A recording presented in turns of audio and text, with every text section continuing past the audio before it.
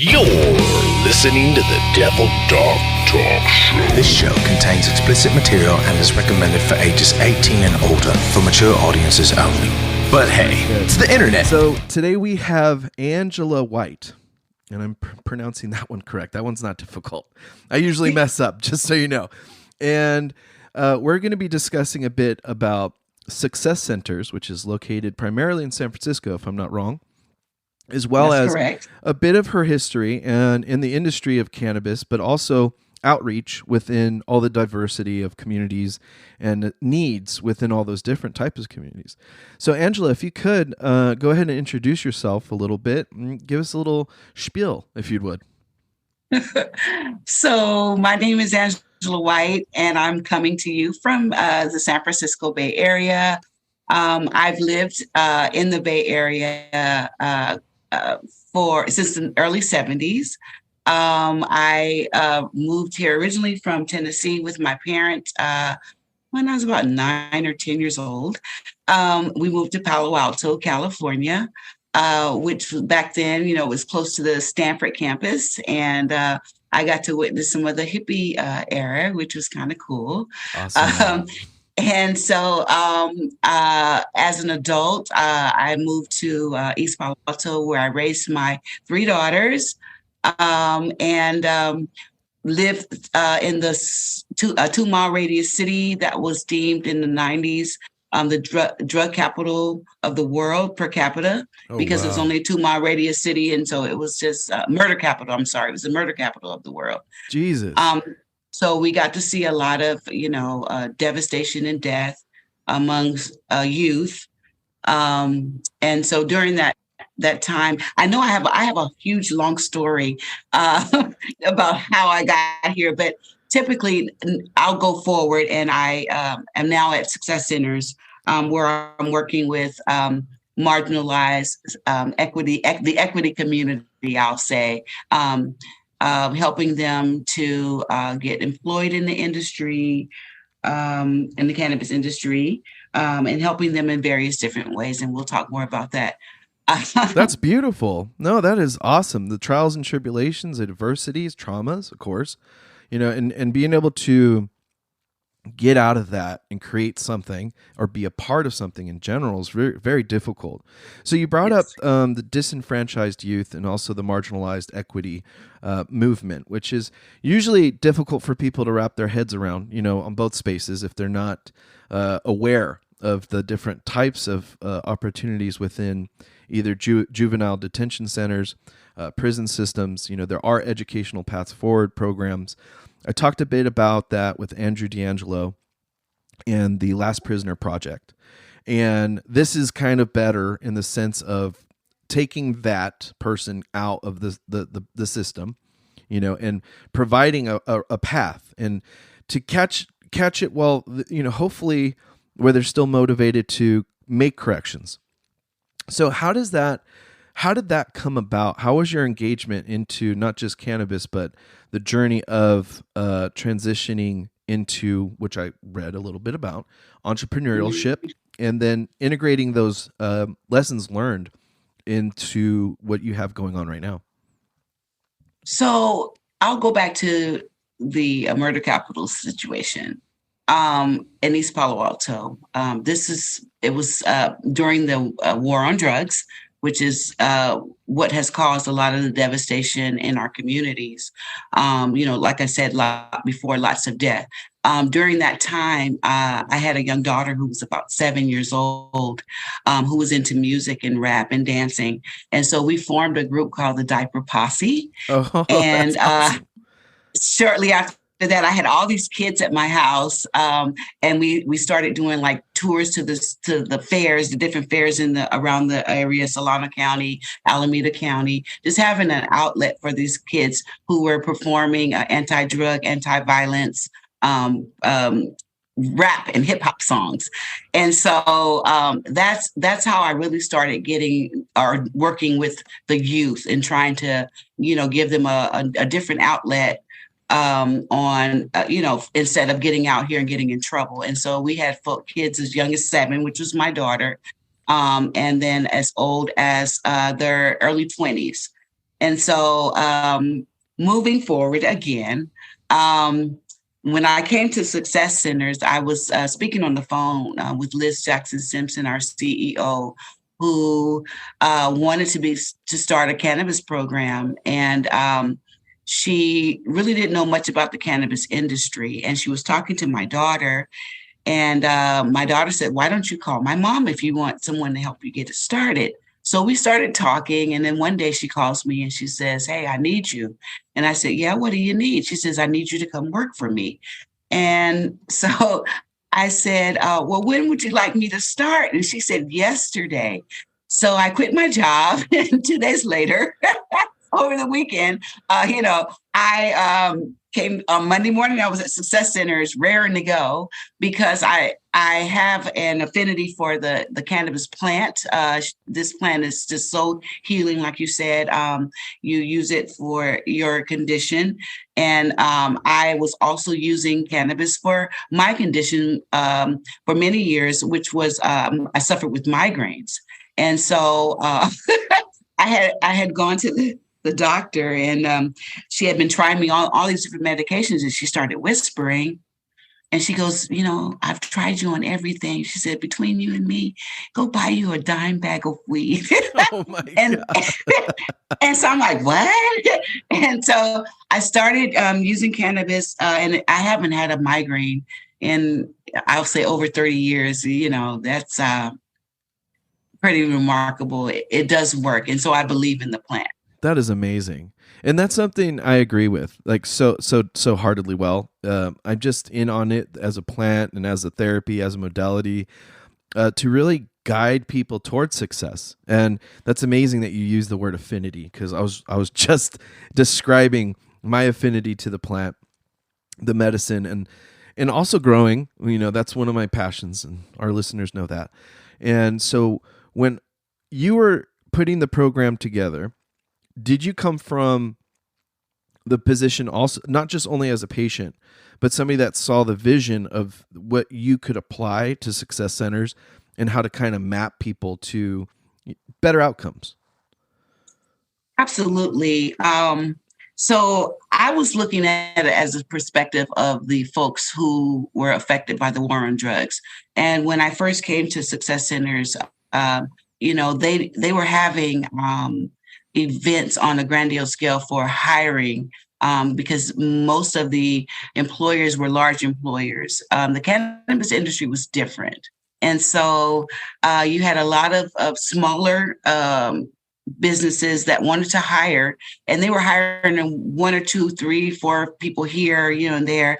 So we came up with an idea to do it was called the Cannabis Industry Job Shop back then. But we had to change the wording because Success Centers is non-plant touching, because we are a 501(c). And so there's a very thin line on what we can do. So we're really in the education side of things without being plant touching. So after realizing that we called it the Cannabis Industry Job Shop, I thought to rename it the Budding Industry Job Shop. And so that is what it's called today. Nice. Now, so making that transition, it sounds like you're talking technicalities. I'm not too well versed in all the legal necessary jargon here, but that's very interesting that you bring that up because of a lot of stigmatization with the plant. And so, yes, Budding Industries Shop, that sounds a lot better. I think I got it right. I said Budding Industries. Budding Industry Job Shop. Budding we call Industry it the Job Shop. BIJS, the Bidges. Bidges. I love that. I can remember that. I'm good with acronyms. Bidges. That is great. And so when you're developing Bidges, right, and you're incorporating transitioning members of society, right, all demographics, but I was looking at the chart and how it breaks down.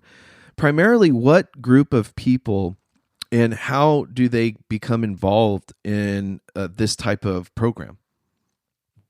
Okay, so we serve many different focuses here. We serve the job seekers. We serve the employers. We are an arm of the Office of Workforce and Development here in San Francisco. And also we're working closely with the Office of Cannabis. So they have an equity program. where folks who have been directly affected by the war on drugs needed employment. They needed to start businesses. Some of them, once they go through their verification process, they have to choose which direction they want to go. And so when I first came on the scene to do the bitches, um, um, they were asking questions of the job seekers, things that they would ask for to become an equity verified person. So like if you had been evicted, or if you had a cannabis conviction, or someone in your family had had a cannabis conviction. And I was like, whoa, wait a minute. These are people trying to get a job. We shouldn't be asking those kind of questions. And so I went back to the drawing board and came up with a whole nother process. And so where you're not bringing people who have already been affected in a way, because if you look at the data of especially the African American community, what happened during the war on drugs, it more so looked like it was a war on Black people, because the over incarceration rates and the devastations of the families that had to go through, and just me living in East Palo Alto and watching all the death and watching all the, dismemberment of the family, kids going into foster care systems and all that kind of stuff. So I was groomed for this position before I even knew how long that I was going to be here. And, sometimes I think the Creator puts you on a path. You don't know what that path is going to be, but I feel like I'm in the right space and place to serve this community and understand this community, because I lived it and I breathed it. You know what I'm saying? No, I do. So, that's powerful. Yeah. Yeah.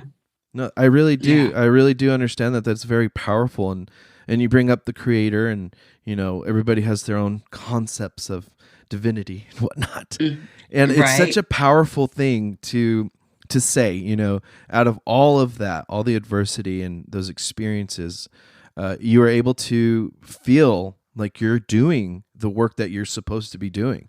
Absolutely. And a lot of people, we call it purpose, right? Serving a purpose, higher self, service to community is huge, especially if you have a big heart, right? And I think society, we've closed our hearts off a bit, especially given all the turmoil and, personal experiences and the negative draws and politicization, there you go, politicization, as well as the divisiveness within communities and cultures.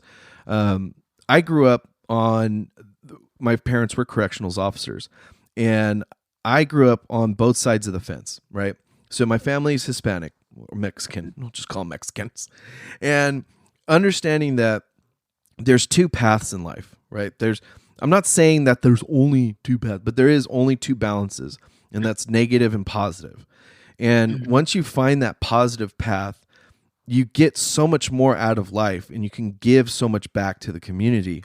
And it's such a beautiful thing. Realizing that, like you were saying, the over criminalization of not just cannabis, but the perception of culture and identity groups, right? You stated African Americans, the Hispanic Mexicans, culture, as well as race and identities and all that great stuff. It just gets pigeonholed, I believe, honestly, looking at it in retrospect, and it's overutilized because there's no true incentive to rehabilitating people, right? And if we have corrections that are designed for recidivism, right, it's kind of, the self-perpetual beast. We get so harsh on criminalities of things in society.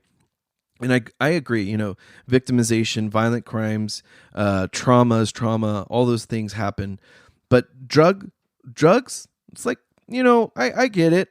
There's a lot of opinions, but I don't think that a person should spend their life in prison for a joint. And these were the kind of stuff that was going down in the era that you were discussing, the hippies, and it was over politicized. So absolutely, to go back onto it, how do you engage with the community? And then how does the community become aware that they may be, or how do they access that equity certification or qualifications? So, you went to another question. But anyway, no, the Office of Cannabis has a equity criteria that you have to go and visit their website.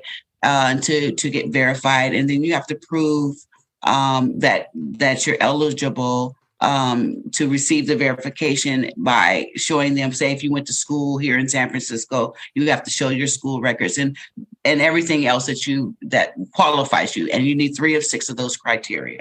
Okay. Which really isn't that very hard if you're from the Black and brown community, because we're usually living low income. We do go to school, and we've lived in the area for a very long time. Except for San Francisco now has a lot of gentrification, so a lot of the traditional Black areas that were here, African American communities like the Fillmore, where we are now, was gentrified. And so a lot of people, people have moved out. And then if you will ask me that question one more time so I can go back to that question that you asked me originally. Oh, geez. You're asking me to remember things. Yeah, I'm going to pull from you. We're just going to move forward. Okay. Okay. Yeah. The thing is I come from an angle of just trying to understand the stories of the people that I'm serving. The equity program, those three of 6 criteria that they were asking for people who wanted to have ownership, that was fine. Let me say this. But for a job, if you've gone through that, and maybe your parents went through it, because we're serving people now that are 21 years old who may not even understand that what it was like prior to the war on drugs, and what the Black community was like prior to the war on drugs. And so they're just seeing the devastation or what's left over of it, the homelessness, all these different things that have happened, just people that have just been down, they're downtrodden on a lot of in a lot of ways. But if you can remember before that, like I'm old enough to remember the good days, you know what I'm saying? Although there was a lot of things that were happening, but there were some remnants of good life. And so after the devastation, the crack cocaine epidemic and all the other things that came in to destroy the community, the kids now, they just see this as normal. But when I'm looking at it, it's like it's not good. And so we have to come up with ways to invest in our people and to believe in them, to help them believe in themselves so that they can feel good about what it is they're doing. And the cannabis industry is a way for me to be able to do that. You have the things about the cannabis industry that I'm hoping that it's going to get better. Right now it's pretty much primarily a cannabis only conviction that will that they're looking for in these dispensaries. But if you look at how, if you got a cannabis conviction, that was a felony, then you had to go out and do what you had to do. So now you're getting other things on your record. So they're going to go back and expunge the cannabis conviction. But what about all the other stuff? If it started with a cannabis conviction, what are we going to do to rectify that? They know the war on drugs now was wrong. And so look at the people that have been destroyed by this. And then what are you going to do to rectify and help? And so the cannabis industry, if you have anything else other than the cannabis conviction, it's a case-by-case basis, so they say. So it's not reentry friendly. And so I'm hoping that, the cannabis industry doesn't snub people that have been over-incarcerated and prosecuted, get better with that, because you understand where I'm going with this? Yeah, I do. It sounds like it's more or less the issue of underrepresentation in a very vast industry that literally built its spine off the bones of those people that were over criminalized. Okay, because I've seen some stuff where just on video, it's just any instance where you become involved in the judicial process. Okay, and this is just in general. Okay, very, very light issues that escalate like you run a red light. How does that lead to potential execution on the street? Okay. Oh my God. Like, okay, a little bit lighter. Let's just ease up. All right. Glazed donut. How does that lead to methamphetamine conviction? I don't know. And there's such a consistency of these judicial issues, right? I'm not saying it's the cop's fault. I'm not saying it's lawyers' fault. I'm not saying it's the DA's fault. I'm not saying it's the governor's fault. What it comes down to is us as a community's faults, right? Like the war on drugs. I compare that to just any war. When you use the war word, right, you are creating a us versus them mentality, and it bastardizes all those that aren't not within alignment, right? It just creates such a bad experience in such a way I can't from any perspective wrap it up into several sentences, right? That it would be so unfair. It'd be minimizing, right? And I think that's kind of the problems we have today is a lot of communications with minority groups or equality needed groups, right? Needing that type of attention. I talk a lot about homelessness, of course, within the veteran community, veterans issues and stuff like that. It's huge. And a lot of veterans have experience with the judicial process prior to coming into the military, right? I recall the movie Stripes, right? Bill Murray and John Candy and all those great guys. And there was a lot of storytelling of, hey, you can either go to jail or you can serve, right? And that's a no-brainer, okay? If you get that option, and I do understand that still kind of happens in a way, but at the same token, it's like, well, what are we really doing here? Why are we over-criminalizing or being putting the microscope and over-scrutinizing certain communities? Like, I get it. There's violence, right? There's gangs. The war on drugs was very hyper-politicized. You brought up crack cocaine, and if you do your research, you can find out where that came from. It wasn't right. It didn't come from here. It wasn't a group of people just hanging out one day going, "Hey, you know what you could do, but baking soda?" No, it took somebody else. There was a lot of influence, and I don't like talking about that too much because I want to keep it a little bit clean so we can get this message out. Absolutely. You know what I mean? And for me, it's just not having the kind of conversations that are necessary are the reasons why everybody has these either hyper politicized views. And if you do have the conversation, it's like, well, what do you mean? There's kids going to jail for like years and years and years just for like weed? Yeah. But aren't these large corporations making like billions and millions of dollars right now? Dollars? Yeah. So what are we doing to fix this clear kind of oversight and how we process judiciously or create criminality? How do we create this perspective of it's okay now, And I noticed that too when you brought up the different communities, the demographics of minorities, when I mean you, I mean your statistics on your website. The way that it's very heavy on the minority groups. Like, why is that? Why is it that when you gaze upon, right, what's just an observation, the groups that are going to jail for the same crimes, right, and you look through the demographics, why does this look different than the other, right? And I think if we start having those kind of conversations, people put eyes on it. Well, that does look different than the other. Well, they did the same crime.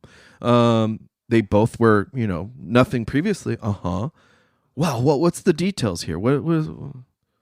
Oh, yeah, that kind of sticks out like a sore thumb now, doesn't it? Right? When you start to break down those things. With the internet now, it's everything is just wide out in the open. I remember when the Rodney King beating happened. I don't know if you're probably too young to even remember that, but that was kind of like one of the first instances where you actually saw police brutality. And then I want to get off of this type of topic, but now with the new era of people recording and in real time, and sometimes even before the news happens, you're getting social media. Not that everything on social media is true, but you're able to see things at a faster pace. But what I'm trying to do here, and what we're trying to do here at Success Centers, is give people an opportunity to reinvent themselves. There is a stigma that comes with the color of my skin, and folks not wanting to hire us because, they say we're not prepared, we're not this or we're not that. So the program programming here for the cannabis department, we address those things. So we, like I said, we have the virtual budding industry job shop, the Bidges, and Love it. where we're bringing in industry professionals to come in and employers to come in and talk to our job seekers so that they have a clear understanding what it takes to work in the industry. The job seekers are then able to ask different companies pertinent questions about the jobs, and so that they have a really good understanding. So now we're able to have a really good retention rate. We're also doing a resume clinic where we're helping people to reinvent themselves on paper.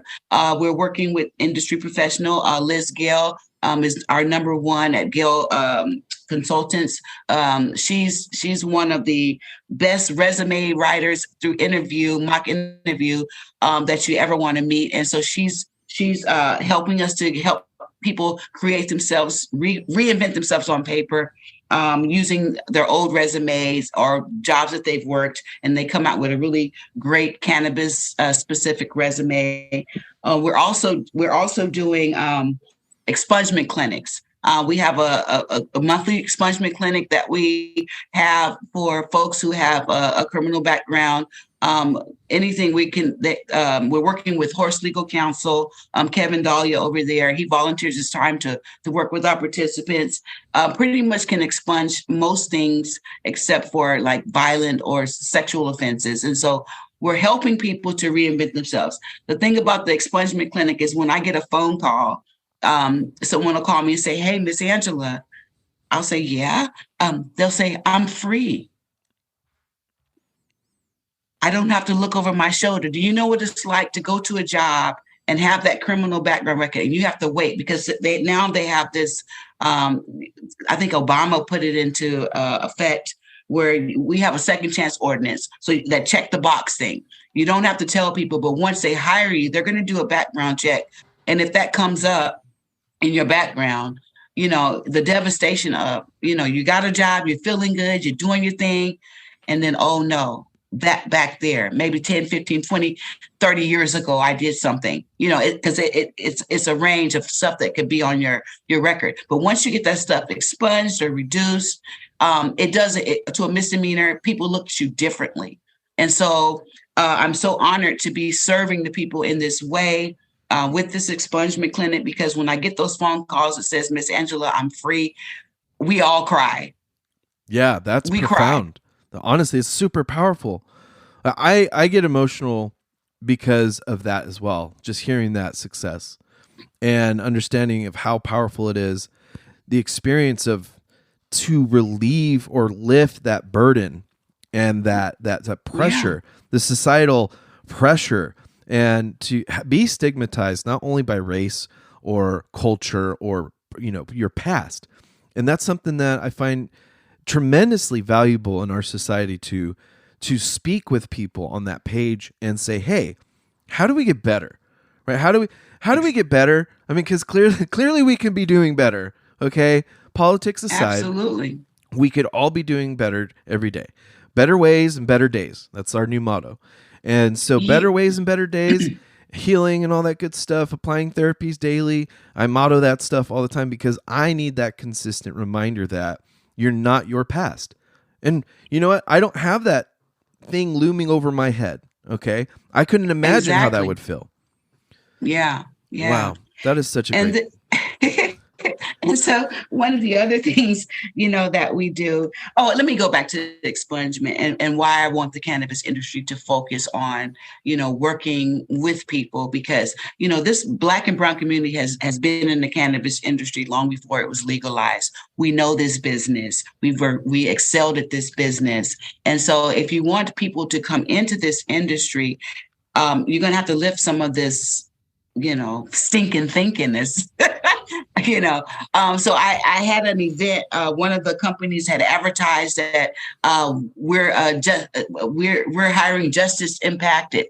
But see, when people are putting out these kind of flyers and things, they don't realize that when people see reentry or Justice Impacted, the reentry community's eyes light up because they're familiar with this industry.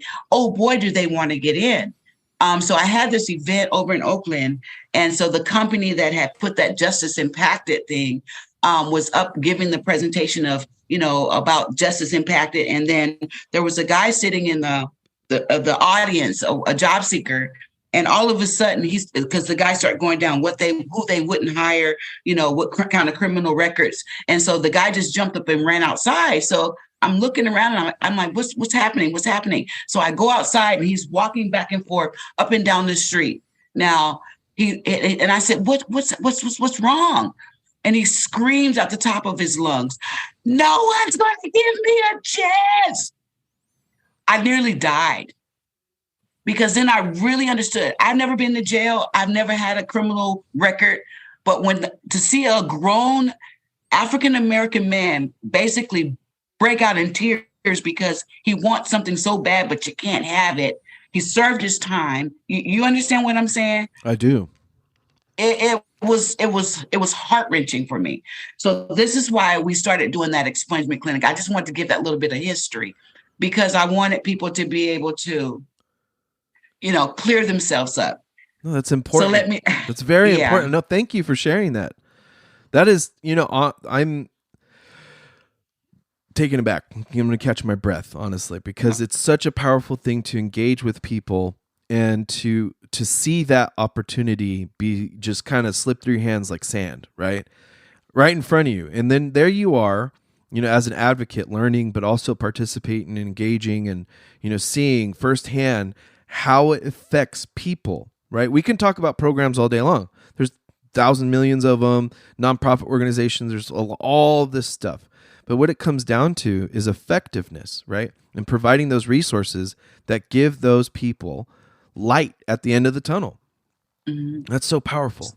That's so cool. That's honestly so cool that your guys are able to put something together with expungement and take care of those falling axes that are going to come eventually, right? And it's a fear-based response. I can only imagine how everybody else's sensations while going through these struggles and adversities could feel without any kind of light at the end of the tunnel. But to be able to reintegrate, right? That's one thing. That's huge. Like you were saying, you've never gone to jail, me as well. Been arrested, never charged.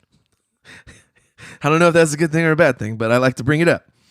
And just the fear response of, oh my God, this is what I am for the rest of my life. Like, I felt that way with being a veteran for a very long time. Mm-hmm. Yes, that's a title. Yes, people see it differently in every which way you could imagine. And it is very, very difficult for different communities, even with that title, which I bring up a lot of the time, is the same minority groups that are suffering with, the low income. Post-traumatic stress disorder. Exactly. Can we go on and name it? So the community. I was trying to skirt around it, and you're like, no, here we go. I know it, but let's deal with that, and I think government needs to really deal with that, because if you've gone off and served your country, you come back, you weren't that way before you went there. Exactly. And so it's the same thing. You went to a war, and I mean, it's not the same thing, but it's very similar conditions. You understand what I'm saying? I do. Yeah, I completely agree with you. PTSD. Thank you for actually saying it, because it makes me feel safer, mm-hmm. right? And it makes I have PTSD. It's severe. It's chronic. Mm-hmm. All the bad stuff. And mm-hmm. I understand that I'm not the only one that has that condition, and it's not mm-hmm. only combat trauma or military service or sexual trauma. There's a tremendous amount of types of traumas. Trauma. Yeah. Trauma's in our community. Trauma's in your community, the veteran community. It is. There's so much work to be done. I wish I had 30 of me with the same heart and drive, to work with the community, to talk to some of the folks that are creating these programs, and how, what it looks like for people who are doing boots on the ground instead of the top down, because they really don't understand. Like, well, I think they want to understand, but there's a disconnect in so many different ways, because you have to really look at the people that these programs are for. So let's get back on a good note. Thank you so much. But it's so great to discuss that, like we were talking about in the beginning, right? To just Yeah. touch on both issues, the darkness and the light. I think those two steps drive, not only conversations, but the story forward in such a way. Mhm. Not only is it educational, but it's entertaining, right? I love bringing these type of stories to our listeners, and I also love listening to our guests because I could hear the leadership, the genuine desire to fulfill that service and be of quality to the community. It's so enriching right now. I'm so happy that we were able to talk about this stuff. But to Oh, move me forward and keep too. it positive, right? So Yeah, I wanted to tell you about one more initiative go that ahead. we have here at Success Centers. If you don't, I have two actually, but one of them is we talked about the equity program here in San Francisco. And so for folks who were directly affected by the war on drugs, again, they have this opportunity to start a cannabis business. And a lot of folks, some of our folks were able to go to college, but those who weren't, and cannabis has never really, being in the cannabis industry has never been, you had to have a college prerequisite. You understand what I'm saying? You could do the business, you know what I mean? And we're familiar with the business. And so folks want to have businesses. And so what we do is we have a mentoring thing that we do here at Success Centers. We have bi-monthly workshops called the Equity for Industry Workshops, where we're bringing in industry professionals to talk about every different kind of nuance in the cannabis industry, managing the cash-only business, negotiating contracts, creating a vision, marketing, branding. I mean, you name it, we do it here. And it was developed specifically for the verified equity here in San Francisco. But our workshops are always free, and so we have people coming in from Florida, from Georgia, New Mexico, you name it, Tennessee. Folks are just trying to figure out how they're going to be able to be a part of this industry that has over incarcerated us, and some of us are still incarcerated, and so I'm trying to make sure that here in San Francisco, the equity program is preserved so that folks that are still locked up for cannabis, maybe when they get out, they'll have an opportunity to do something in this industry, whether it's plant touching or an ancillary business. You know what I mean? Just teaching people to think outside the box on what you can do. With this Equity for Industry program for the verified equity, we've had so many successes. Folks have been partnered up into businesses like we have a Harborside who is Damian Posey, who came through our program. We have Cindy De La Vega over at Union Square Stizzy store. She came through our program. Reese Benton, Pie Screen Collective, Pie Screen Retails, the first female Black sole proprietor in San Francisco, probably in the nation. She's here as an equity person. Sean Richards over at Burners on Hate. So Kareem Mayfield, Authentic 415. So we have lots of success stories. So we know that this work can be done. We continue to work with our folks long after they get their business is open because they need help. And we have several in the pipeline. So people ask me all the time, Miss Angela, when is the program through? And I tell them, as long as this equity communities, these equity business owners, these equity people who are coming in need help reaching their goals and reinventing themselves and having a strong foot and being able to be competitive in this industry, until I take my last breath, we'll be here to support. That's amazing. That's just so everything you'd wish to hear from any kind of organization, coming from personal experiences, to really depend and lean on things to help you get to that next day, to where you're creating and manifesting a vision and creating a plan. And like you were saying, it just sounds tremendously involved. And then to have that support continued beyond success, that's tremendous, because we can all say, hey, we make it, we have good days, right? We have consistent good days. And then there's that backslipping. There's something, there's thing, nobody can predict the future. but to have those resources available and to be able to just pay tribute to all those success stories and then utilize those success stories as anchoring points for the next people, the next people coming up. You know what I mean? And that's then beautiful. Also what I say to folks is like, this is about community uplift. You know, you make it to a certain stage, don't forget to come back and give back, whether it's in-kind donation, whether it's a financial donation. You know, you got to keep going to help build this. This is the only way that we're going to be a part. We need each other. It's just amazing. And then I will say also, we just received another grant from the Office of Cannabis here in San Francisco to offer, for the second time, to offer technical assistance to some of the verified equity to help them in different stages wherever they are in the process, whether it's the building and planning stage or whatever it is, because there's a lot that has to happen there. But the one thing I really want to tell you about is something that I'm most proud of, is our Dream Keepers initiative, Equity Pathways Paid Cannabis Industry Training Program. We're teaching people cannabis operations, industry operations. So they're coming in and they're learning the history of cannabis legalization policy. They're learning products and uses, cannabis products and uses, cannabis in the body. They're going into the Metal POS system. Thank God for Metal doing their in-kind stuff with us. And so they're learning the POS system. And so we're having cohorts for that right now. Folks are coming out of that cross-trainable with the POS system behind their back.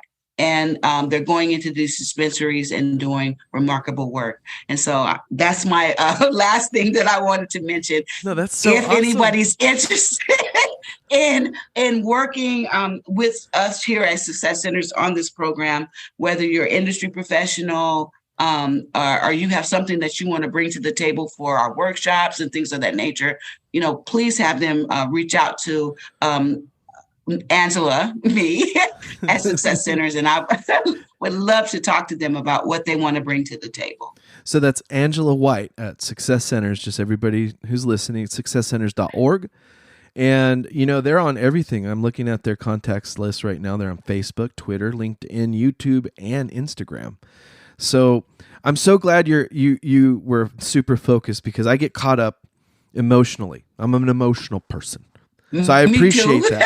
I deeply appreciate that, because of course, as soon as I want to throw a punch, I'm in there. I'm like, why are we doing this to people? Why can't we just fix things? Why is it? Why? And this is a clean joke. It also ties into, you know, therapy. Don't sit there and should all over yourself. It was one of the most remarkable. It makes me laugh every time I say it. And I'm like, that is so true. Don't sit there and sit in the should, right? All of the ways we can word that is so powerful, because I do get emotional hearing about the inequalities, and of course, coming as just who I am. I believe that inequities are one of the most unnecessary experiences on the planet. Okay. You could be good people. You can want good things. You can make good for yourself. You can create pathways for others in success. There's no need, you know, for this.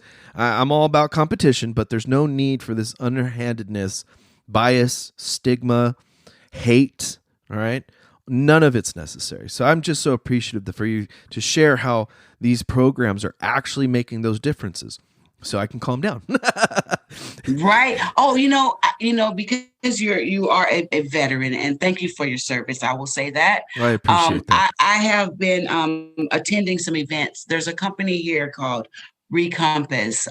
Nicole Redler runs it. If you have a chance to look up her stuff, but it's specifically for veterans, where they are donating cannabis to veterans who need cannabis. I don't know if they have that in your area, but she's a remarkable woman who's created this program that instead of cannabis companies destroying cannabis that's going to be or getting close to being, what do you call it, expired, or you know what I mean? Past so you can donate it over. Yeah. Yes, past the best use date. For somebody, what they say, one man's trash is another man's treasure. And so she's taken that, and I love, there's some great people doing great work. But I wanted to mention Nicole Redler and Recompass. That program, I think it is something that you as a veteran and veterans in the Bay Area should look into getting on her list. And that's something Yeah. powerful, because there's a lot of veterans that do experience both the justice system and, of course, the VA system, which I don't know which one's worse, but I'm joking. It's the VA. To be able to build those resources and to create a pathway, a vision, like you're saying, I'd love to talk to her about that. That is an amazing program. We do have a few programs around in our area in San Diego County, and I do believe there's a bunch of other nonprofits and also veteran community groups that do distribute. But I've never heard of catching it at source so far, which is genius. Okay, Right. In the medical industry, you start creating standards and policies.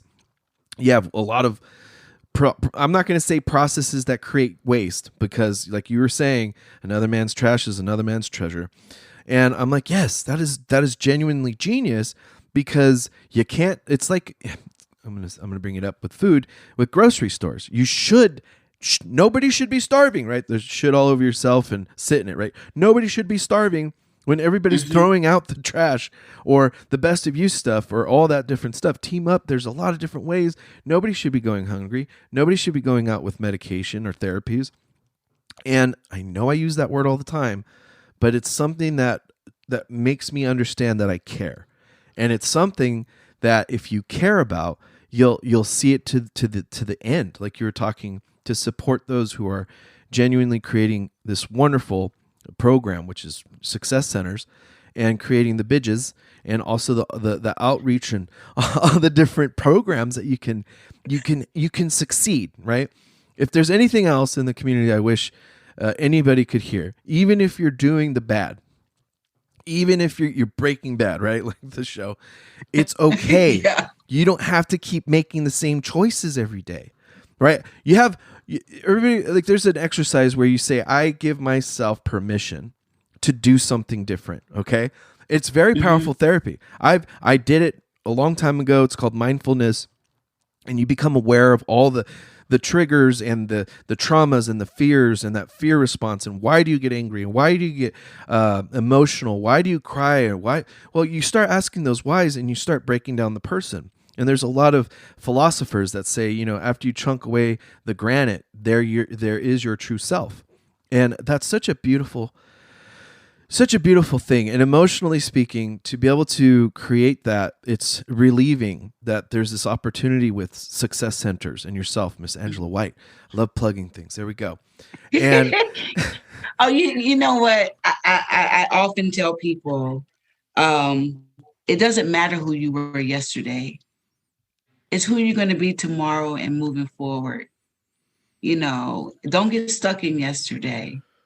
Look towards tomorrow, And so I'm honored, because this work really is not about me. It's really about the community that I serve. And sometimes it's real hard for me to get on these shows and talk about myself, because without them, I really am nothing. If they're, not in need, and I'm not able to reach the need, or Success Centers programming isn't able to reach the need, what work would we have? So I would love to see a day where people aren't in need, and I won't be needed anymore. Because that means I've done my job, and I've walked in the likeness of the plant herself, healing, giving people what they need, being loving, being not caring what color you are or what you have in your pocket or in the bank. She just wants to heal you and to help you. And so I'm going to continue walking in the light of the cannabis plant, and just continue doing my job. And I want to say thank you for having me. Well, I am so grateful, and honestly, you're making me want to tear up right now. I'm not gonna lie, just to hear that you have such a passion that creates a need, right? And the need is bad. Man, is it bad? You know, I can talk about traumas. We can all talk about traumas, but that need to do good work, it's so motivating and invigorating. But I want to let you know, regardless of jobs or not, you're honestly one of the most precious, wonderful persons I've met. Just talking about what you're talking about and how you came and where you came from. And it doesn't have to be, like I tell everybody, you don't have to be perfect. You can mess up, you know, and that's okay. You can backslide. You're going to have bad days. But the genuineness of, like you were saying, the divinity of herself, the plant, that mother, the nurturing, true healing, divineness of creation, right? Like we can talk about that all day too. But the result is, here's this wonderful person putting forth her best work, no matter what. Here I go. No matter what. And to succeed in that and to see the success work, it is powerful to the biggest degree. And I can't imagine, honestly, I'll follow up with you because I can't imagine how much better this is going to get. The support and how and the what and the who are all going to develop in such a great way. And there's a saying, you know, all tides lift all boats, right? High tide lifts all ships and all that good stuff. And so that is beautiful. And I just want to say thank you for sharing that, you know, sharing a bit of your history, of course, sharing successcenters.org. So just sharing yourself and your energy and that message is just, I am humbled. That's the word I want to use. I'm humbled and appreciative. So let's wrap it up a bit. I'd love to talk to you for a lot longer, and I'll have you back on because I just would love to hear more about the continued success of Success Centers and yourself. Because again, here's me saying it to you as a person. You're not just the work you do, you are the person, and that person is amazing, if I may say so. So let's move forward a little bit. So successcenters.org, how do we get a hold? Is it primary successcenters.org? How do we contact Miss Angela White? Or do we go to, where do we do? Well, you can visit our website at successcenters.org. I'm under the equity button on there right now. We're currently redoing our website, but the old one is up there, and we're trying to transition over to the new. But if you need to, you can always write E for I. That's the letter E, capital E, the number 4 I at successcenters.org. That is our email. Awesome. And I want everybody to know successcenters.org, successcenters.org. Okay. They have Facebook. Okay. Everybody's on Facebook nowadays. Yes. They have Twitter. Everybody's on Twitter. Yeah. Instagram, LinkedIn, and YouTube. Yeah, all of those. And you can also find me on LinkedIn if you wanted to message me there. If you lose out I'm on there under Angela White. I'm at Success Center, so just search on that. And I for people where it's easier to get a hold of me, and you can do it on LinkedIn as well. I look forward to hearing from all of you. Awesome. Now, on the last note, I always like to ask, especially with this type of interview, if I could find Elon Musk or some other billionaire I'm unaware of and go, hey, you want some donation distribution here, right, bud, for your taxes? Yeah. How do I make sure they are aware of how to support your organization? So on our website, we have a donate button. You can go there to donate. Actually, when we started this program, we didn't have any funding. So it was out of general funds that made it possible for me to be here. And so we always need those general funds for folks to donate. We have a construction school. We have a coding school. We have an arts program. We have so much more than just cannabis. I wanted to say that also, where we're working with, placing people in all industries other than cannabis. And so we're working with the reentry community. We have a facility in Oakland. We have 2 in Oakland. We have some satellite places where we're actually in low-income housing, where we're working with people right inside where they live. We also have, a couple of locations here in San Francisco. And so you can find us, but please donate, especially to keep this kind of work going. My department is the Equity for Industry program. And so really, No, that's awesome. I couldn't say it any better. I know it's tough. It's tough asking for donations, right? It's one of the hardest parts, I think, of any organization that is geared towards this type of work. It's so hard because you're asking people to give you money, and people are cheap. So donate, folks. Get out. What's it? Where there's put your money. Those $1, $2, $3, $4, $5 adds up. I never tell people a certain amount to donate. Whatever you have, if you can give it, give it. That is beautiful. All right, Miss Angela, I am so grateful for the time that you've had today. I will be sure to forward the donation links to all our listeners across the world because we're not limited by borders to help each other. I'll tell you that much. And absolutely, everybody else that's listening, if you can, just look up successcenters.org, see what they have going on, then donate because you'll be absolutely blown away by the opportunities that they're creating. And again, like you said, and you brought up, thank you for bringing it up, not just in the cannabis industry.